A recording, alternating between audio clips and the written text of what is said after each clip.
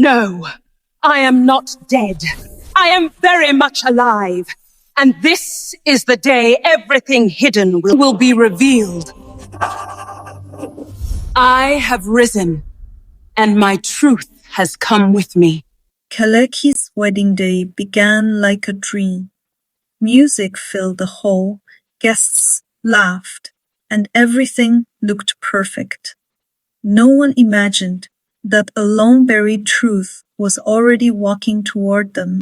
Kaleki stood proudly at the front of the hall, happy, confident, certain that nothing could ruin this special day. But suddenly, a woman covered in a golden veil stepped into the hall. She didn't rush. She didn't speak. She simply walked in, and the atmosphere shifted instantly. When Chief Obinna saw her, his entire body froze. The color drained from his face. He knew exactly who she was, and he never expected her to return. At the altar, the bride and groom smiled sweetly at each other, completely unaware that everything around them was about to fall apart. Years earlier, Ngozi had been a loving mother, gentle, warm. Her whole world was her son, Keleki. But in the shadows of their home, Chioma and Obinna whispered to each other Mai's secrets.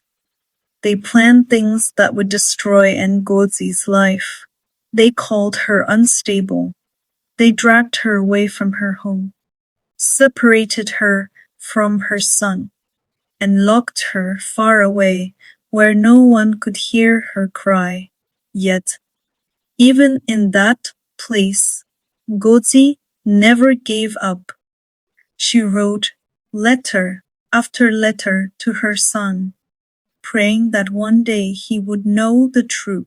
But Chioma burned every letter, every page, every truth, and kept the lies alive until one night fate opened a door.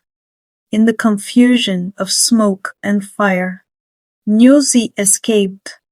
She ran for her life, holding tightly to the truth they tried to bury. And now on his wedding day, Keleki looked across the hall and saw her, the mother he thought had abandoned him. Ngozi walked toward him, slowly, calm, fearless, a woman returning to reclaim her name. And when she lifted her golden veil, the entire hall gasped. The dead had returned, and she brought the truth with her. In an instant, the lies shattered. Chioma trembled.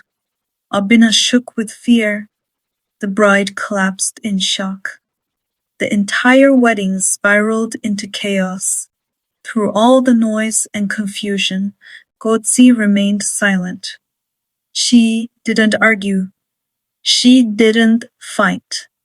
She simply turned and walked out with dignity, because sometimes truth is the only revenge we need. Keleki ran out of the hall, his heartbeat louder than the drums inside. He didn't care who was watching. He just needed to reach her. When he finally caught up, Duji stopped and turned slowly.